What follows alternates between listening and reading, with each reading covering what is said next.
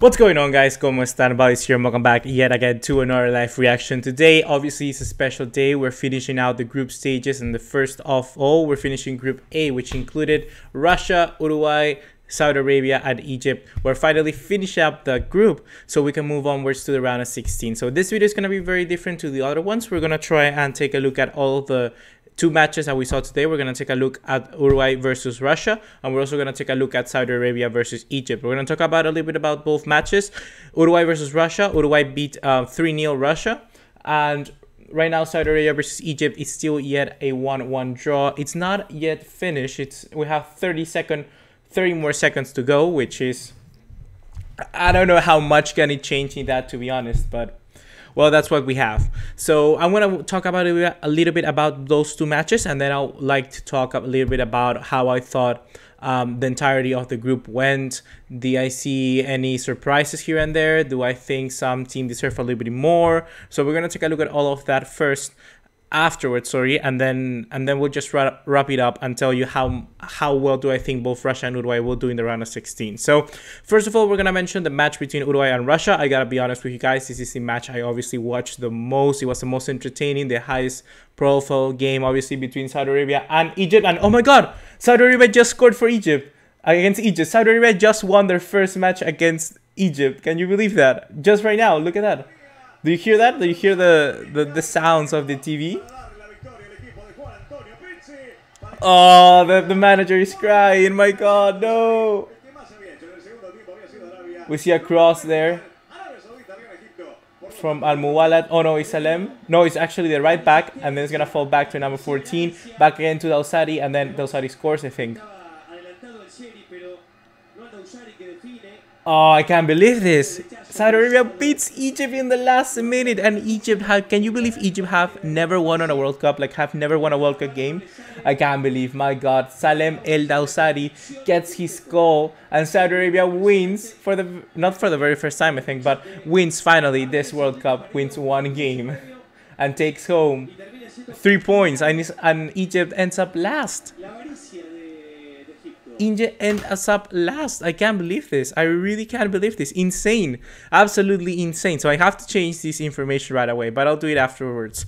So the first match, Uruguay versus Russia, like I told you guys, I was gonna watch that obviously over Saudi Arabia and Egypt because those are the teams which had something to play for, you know. Obviously Saudi Arabia versus Egypt, they play for respect, they play for dignity, but just Uruguay and Russia play for something more. They play for a opponent which yet they are unknown. We don't know who is going to play Portugal or who is going to play Spain. In my book, I think Portugal is actually going to finish first, and Spain I think are going to finish second, because I think Portugal can score a little bit more goals than Spain can currently, but we don't know because that's coming up soon. The first thing I want to talk about Uruguay and Russia is that I was very impressed how El Maestro Tavares actually decided to change to a back three. He decided to go for back three just for the start, like for the very first 10 minutes, and decided, no, this is not working. And he went back to a 4-4-2 because he actually had Nahid Hernandez and Laxal being the two left wing back and right wing back. So he could actually just push the entire back line into a back four. So he could actually put Cáceres all the way to a right back. He could push Godin. He could push on Coates and all, put and bring down like south, so he had like a back four, and then you have Nahid Hernandez a little bit up the field, and then you had Suarez, Cavani, Betancourt, Vecino, and I don't remember who's the other guy. There's one more guy who I'm missing, which certainly played in this game, and I don't remember who is it. Let me just take a look. Uruguay versus Russia.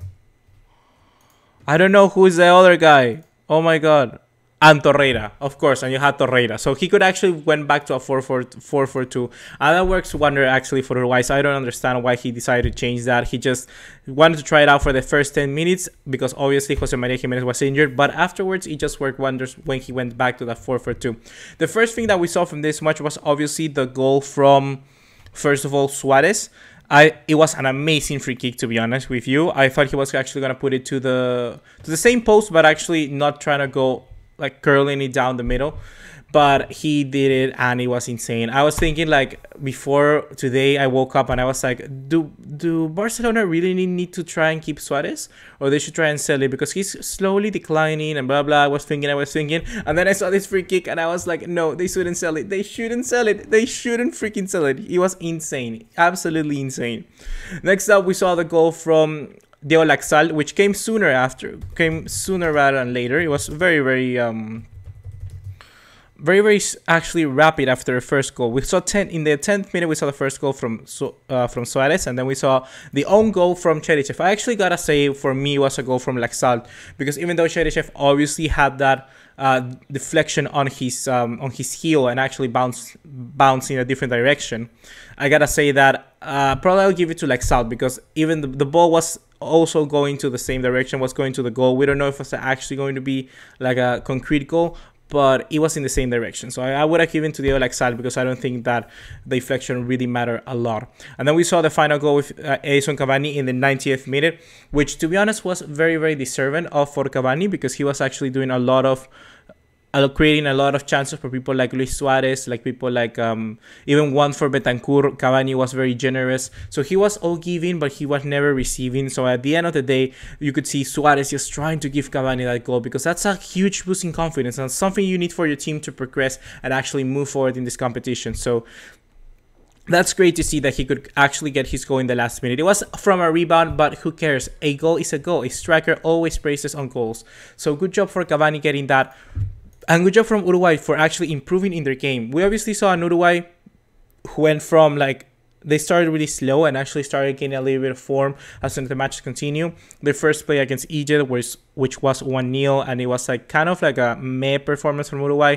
Then we saw the performance from against Saudi Arabia, where they played also a little bit better, but not too good. And then they played today this match, where they were absolutely insane. Obviously playing against a team who is obviously a little bit more quality than Egypt and Saudi Arabia. And I would even go as far as saying Egypt and Saudi Arabia combined.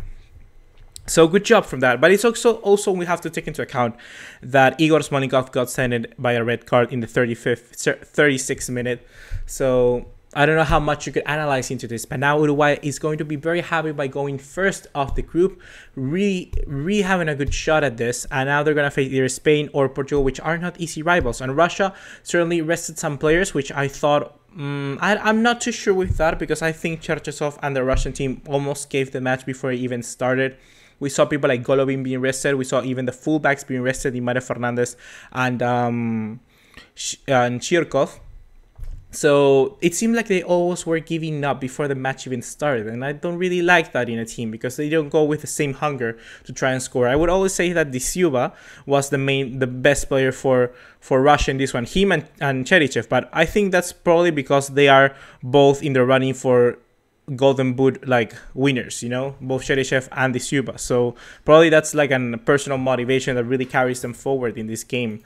But apart from that, the Russian team was very weak and didn't create a lot of chances. They didn't try and go with the same hunger to the game. There was one shot, for instance, from Mario Fernandez, where he actually gave it away to Alexander Minachuk, and Minachuk could have easily gone to it, but he was just like running really slow, not putting any pressure at all. And Minachuk is like, this is your chance. You're the substitute to Golovin. You have to prove yourself. But he never really proved himself. He was just like running really demotivated or unmotivated, and was really underwhelming to see, you know, because I thought that Russia could really take a game against Uruguay, but it seemed that they just really failed to do so from the beginning, and that's really disappointing in my opinion.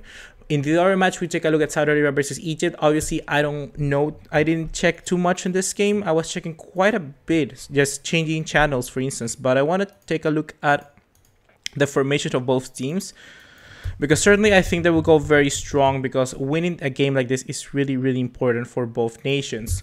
So we see Saudi Arabia beating Egypt, like I told you guys in the last minute, like we just reacted. And we saw the goal, first of all, from Mohamed Salah in the 22nd minute. And it was actually quite a nice chip, to be honest. A quite good lob shot. Insane, absolutely insane. That's Salah, how we know in him. And I think the main thing about Egypt and why don't they were exactly as good as we may have thought is because they don't really look at Mohamed Salah. Playing in a team, for instance, being a player like Mohamed Salah, it's hard. And especially when you take a look, for instance, also as Messi, or you take a look at Ronaldo is not a good example, but you understand what I mean. Like being a forward player like Mohamed Salah and Messi, it's really not as good as people may think. It's not really as influential as you may think, because you need a lot of contribution of your team. You need all your teammates to be playing good at a certain level, and you need all of them to be working under a good system and having all decent performances for you to get a little bit of chances for you to get the possibility of hitting the spotlight, of hitting that goal, of hitting that well-renowned state, that status of playing good, being in good performances. You need your team to back you up. And for instance, Mohamed Salah, I think they don't really work too good in this game. And if you wanna have a team working for your player, they need to work for Mohamed Salah. I think the case of Egypt was more of like Mohamed Salah working for a system. Although that's good, that's not the best way to try and get the best out of your best player. So I would have actually decided to put Mohamed Salah more in a central role. I thought that's where he could be much better. The same with Korea, for instance. Korea played against Sweden, where Heung-min Son was thrown a little bit to the wide areas of the game, of the pitch. And for instance, against Mexico, when South Korea played, Heung-min Son was much more central. And in that game, he was really, really good. He actually did a lot of chances and was very good at weaving interplay between the midfield and the forward lines and the striker. So in that sense, you need to try and take advantage of your player. And I think Egypt don't really do that throughout the game, and moreover, throughout the entirety of the World Cup.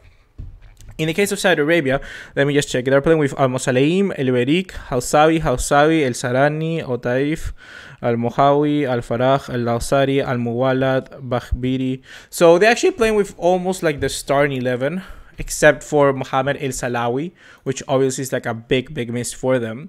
But overall, I gotta say that the thing that really strikes me between Saudi Arabia, for instance, in the game that they played against a team like Uruguay, was that they had a lot of the ball and they really know exactly which player, what to do each thing. Like perhaps they may not be the more technical players, perhaps they may not be the smarter players, but they're really working, like I say, under a system. And I think that that's just really much more important than any other thing. And against Uruguay, I was very impressed against Saudi Arabia because they didn't play bad.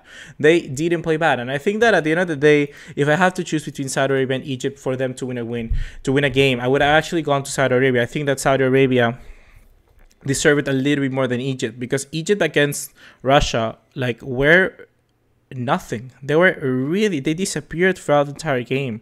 Just for the last few minutes, they work under something. But at the end of the day, I don't think they even deserve to win a game. I swear, I don't know why I'm so tired. I don't know, I swear.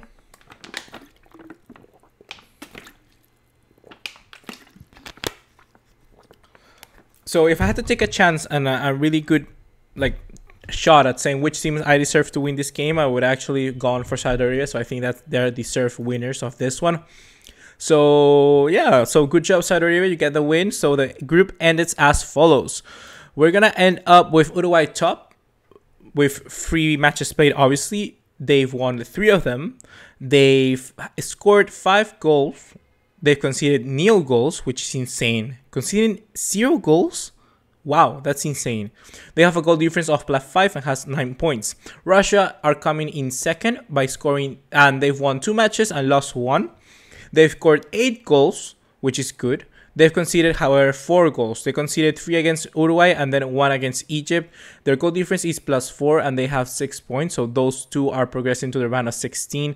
Then we have Saudi Arabia, which they've won 1 match and lost 2. And they have they have scored 2 goals in favor. 2 against Egypt. Yeah, 2 against Egypt. And then they conceded 7. So they have a -5 goal difference. And they have 3 points. In the case of Egypt, they've played, in the case of Egypt, they also played 3 matches. They lost 3, however. They have 2 goals in favor and they've conceded 6. And so they have a goal difference of -4. The 2 goals they scored was against Saudi Arabia and against Russia. And they conceded 1 against Uruguay. They conceded 3 against Russia, so 4. And then 2 plus Saudi Arabia, so 6. Yeah, that's right. And they got away with 0 points. That's sad.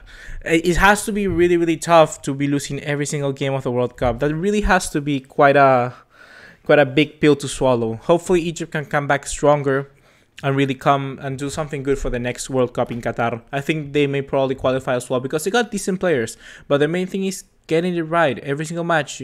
This is a game, this is a World Cup, a tournament where you need to have your best players and you have to be playing to the best of your abilities in every single match. So I think that at the end really cost them. So hopefully they come back stronger. Hopefully they come back stronger for the next World Cup. So now we're going to take a look at something that so overall, just forget what I said. Overall, we got to take a look at what do I think, how do I react to this Group A. I got to say that I'm surprised by one thing only. I'm not surprised that Uruguay finished top. Obviously, I thought Uruguay could have the ability of winning free game of all the games. I was really worried about this final game against Russia because obviously we saw Russia playing good, but just like I said before, they really like conceded and really throw the towel before the game even started. I'm very surprised, however, of Saudi Arabia and Egypt. I'm very surprised against Egypt because Egypt, they played really bad throughout the World Cup, I gotta say. It's not like a Morocco or Peru where they played really good and deserved to win at least one game. In the case of Egypt, I think that, okay, they deserve to win against Uruguay in my book, but the thing is that I think that last minute goal really hurt them throughout the entirety of the World Cup and they could never really get back into it. So I think that's where Egypt really got hurt. I was very impressed with Saudi Arabia, however, because of how they were played. I'm very surprised in a positive way with them because they played really good football. And I think that they deserved perhaps not a little bit more, but at least the chance of having not conceded 5 goals in the debut, which obviously makes it seem like a bad thing, you know, because they played really bad in the first game, and then you think that they lost against Uruguay 1-0 and perhaps they played bad, but they played good again, and now they won against Egypt. So it's like going from the worst to the best, you know. So like losing a game really bad, losing a game with dignity, and then like winning a game. I think that's good. That's good for everybody to really acknowledge. So overall, guys, hopefully you have enjoyed this video. I'm very wow. Let's stop, guys, for a minute. Before we move onwards to the outro of this video, I'm checking the stats of Saudi Arabia versus Egypt, and Saudi Arabia shot 23 times and Egypt has 7 shots only. Saudi Arabia has 8 shots on target and Egypt has 1 shot on target. Saudi Arabia has 65 possession and 35 possession has Egypt. Wow, 7 corners for Saudi Arabia. So forget everything I said about Saudi Arabia. They played insanely good. They really deserve to get that win. So I was right. Saudi Arabia deserved to get that win because damn, they dominated Egypt. They really dominated Egypt. 23 shots. Damn. Good job, Saudi Arabia. Really good job. 65 possession. Are you insane? 65 possession. Damn. Really good. 16 fouls from Egypt. That really tells you a little bit about the game. 16 fouls from Egypt, meaning that Egypt wanted to cut counterattacks or wanted to cut the play, and they just had to do fouls. Insane. Insane. Absolutely insane. Good job, Saudi Arabia. Absolutely surprised with you in the positive way. I'm really surprised. Good job, Saudi Arabia. Really good job. So, guys, now, yeah, we're gonna finish it. Hopefully you enjoyed this. Please remember to drop us a like and leave us a subscribe. We're gonna take a look at in 3 hours time or 2 hours and a half, we're gonna take a look at Portugal versus Iran and Spain versus Morocco. Obviously the main thing here is who's gonna go out in this group, because this is the first group that we actually have contenders, more than 2 contenders to go through. Obviously we have Iran, we have Portugal, and we have Spain. Who's gonna go through? Let's all root for an underdog here and let's all vote for Iran, because I don't know, can Iran defend to death against Portugal and get the win? Who knows? So hopefully, guys, you have enjoyed. Please remember to drop us a like and leave us a subscribe. Turn on the bell notification icon and follow us on all other social media to keep up to date. See you in the next one. Take care. Ciao.